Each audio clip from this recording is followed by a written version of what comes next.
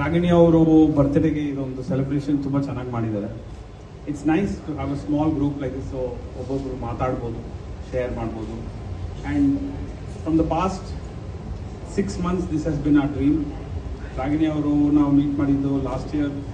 She was interested in this subject. So this is a big undertaking. Because Ragini ಅವ್ರ ಹೆಸರು ಅಂದಿದ ತಕ್ಷಣ Ragini IPS ಅದೊಂದು ಫಿಲಮ್, ಒಂದು ಬೆಂಚ್ ಮಾರ್ಕ್ ಅವ್ರಿಗೆ. ಸೊ ಅದನ್ನು ನಾವು ಫಾಲೋ ಅಪ್ ಮಾಡೋಕ್ಕೆ was lot of understanding. Because ಸುಮ್ಮನೆ ಒಂದು ಫಿಲಮ್ ಅಂತ ಮಾಡೋಕ್ಕಿಂತ ನೀವು ಆ ಫಸ್ಟ್ ಪಾರ್ಟ್ ನೋಡಿದ್ರೆ ಒಂದು ವುಮೆನ್, ಒಂದು ರಿವೆಂಜ್, ಆ ರೀಸನ್ನು, ಆ ಪೇಯ್ನ್, ಆ ಸಫರಿಂಗ್. ಸೊ ಅದನ್ನು ಬಿಟ್ಟು ನಾವು ಸೆಪ್ರೇಟಾಗಿ ಇನ್ನೊಂದು ಫ್ರೆಶ್ ಸ್ಟಾರ್ಟ್ ಮಾಡೋ ಬದಲು ಅದೇ ಫಿಲಮು ಅವರು ಒಂದು ಜೈಲ್ಗೆ ಹೋಗಿ 14 ವರ್ಷ ಆದಮೇಲೆ ಕಂಟಿನ್ಯೂ ಮಾಡಿದ್ರೆ ಹೆಂಗಿರುತ್ತೆ ಅಂತ ಒಂದು ಥಾಟ್ ಇಟ್ಕೊಂಡು. So this is a continuation of that story. It is not a fresh story. So ಆ ಪೇಯ್ನ್, ಆ ಸಫರಿಂಗ್ ಒಂದು ಹ್ಯೂಮನ್ ಬೀಯಿಂಗ್ ಮನಸ್ಸಿಂದ ಇಟ್ಕೊಂಡು ಅದನ್ನು ಹೆಂಗೆ ಓವರ್ಕಮ್ ಮಾಡ್ತಾರೆ.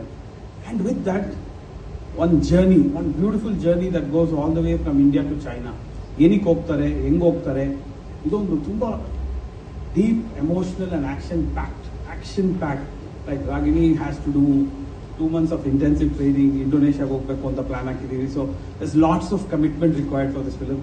ಆ್ಯಂಡ್ ಇವ್ರ ಸಪೋರ್ಟ್ ಇದೆ, ನಮಗೆ ಮೇಯ್ನು ಮಂಜು ಸರ್ ಸಪೋರ್ಟ್ ಇದೆ. ಯಾಕಂದರೆ ಎಷ್ಟೇ ಒಂದು ಕನಸಿದ್ರು ಅದನ್ನು ನಿಜ ಮಾಡೋಕ್ಕೆ we need experience. 50+ movies with the best stars ಮಾಡಿ ಎಷ್ಟು ಕಲ್ತ್ಕೊಂಡಿರ್ತಾರೋ ಅದನ್ನು ನಮಗೆ ಕೊಡೋಕ್ಕೆ ರೆಡಿ ಇದ್ದಾರೆ. That is is greatness, right? So we are so lucky. ನಮ್ಗೆ ಗೊತ್ತಿಲ್ಲದಂಗೆ ಆರ್ಟಿಸ್ಟಾಗಿ ನಾವು ಬಂದಾಗ ಸ್ವಲ್ಪ ಈಸಿಯಾಗಿ ಬಂತು ಅಂತ ಸ್ವಲ್ಪ ಗ್ರಾಂಟೆಡ್ ತೊಗೊಳ್ಬೋದು. ನನಗೆ 19 ವಯಸ್ಸು ನಾನು ಲಾಂಚ್ ಆದಾಗ ಅದ್ರ ವ್ಯಾಲ್ಯೂ ಗೊತ್ತಾಗಲ್ಲ.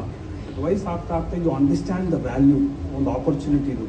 ಸೊ ಅದಕ್ಕೆ ನಾವು ಒಂದು ಡೈರೆಕ್ಷನ್ಗೆ ಬರೋಕ್ಕೆ from the past 5 years we've done our preparation.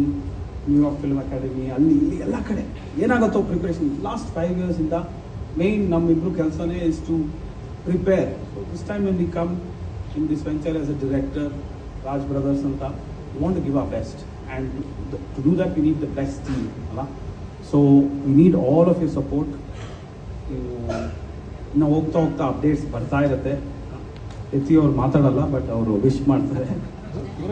Medical mafia, ಇದು ಮೆಡಿಕಲ್ ಮಾಫಿಯಾ ಬಗ್ಗೆ, ಕೌಂಟರ್ಫಿಟ್ ಮೆಡಿಸಿನ್ ಬಗ್ಗೆ, more than anything else it's human emotion ಬಗ್ಗೆ. ಅದೊಂದು ಥ್ರೆಡ್ ಅಷ್ಟೇ. ಬಟ್ ಒಂದು ಹ್ಯೂಮನ್ ಎಮೋಷನ್ನ ನೀವು ಪಿಕ್ ಮಾಡ್ಕೊಂಡು ಹೋದಾಗ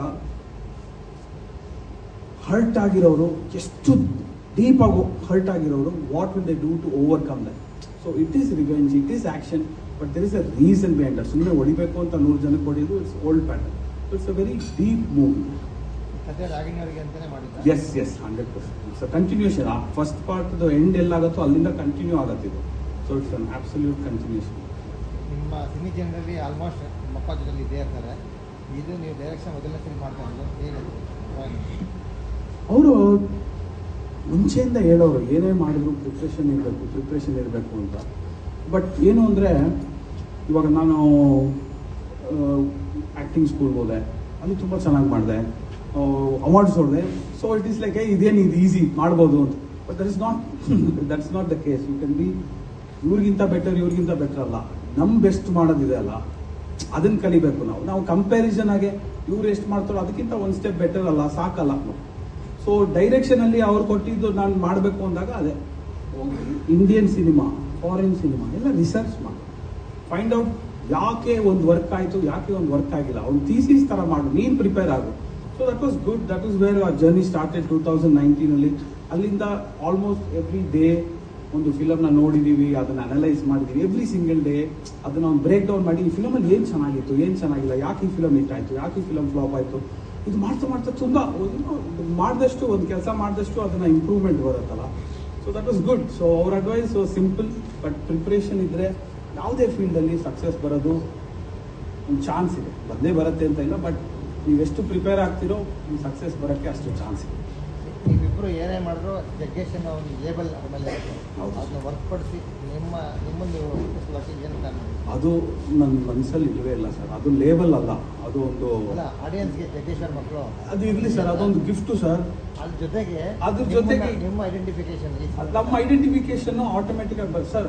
ಅದೆಲ್ಲ ಒಂದು ಈಗೋ ಅಲ್ಲಿ ಮಾತಾಡೋದು, ಅಂದರೆ ಅವ್ರ ಹೆಸರು ಬೇಡ, ನನ್ನ ಹೆಸರು ಅವ್ರ ಹೆಸರೆಲ್ಲ ಇಲ್ಲವೇ ಇಲ್ಲ ಸರ್. ಇದರಲ್ಲಿ ಒಳ್ಳೆ ಸಿನಿಮಾ ಮಾಡಿದ್ರೆ ಜನ ಎಂಜಾಯ್ ಮಾಡ್ತಾರೆ ಅಷ್ಟೇ. ನಾವು ಗೆದ್ವಿ, ಯಾರ ಹೆಸರು ಬಂದರೆ ಏನು, ಜಗ್ಗೇಶ್ ಮಗ ಒಳ್ಳೆ ಫಿಲಮ್ ಮಾಡಲಿ ಅಂತ ಹೇಳಿ ನನ್ನ ಖುಷಿನೇ, ನೋಡಿದ್ರೆ ಸಾಕು ಅಲ್ವಾ.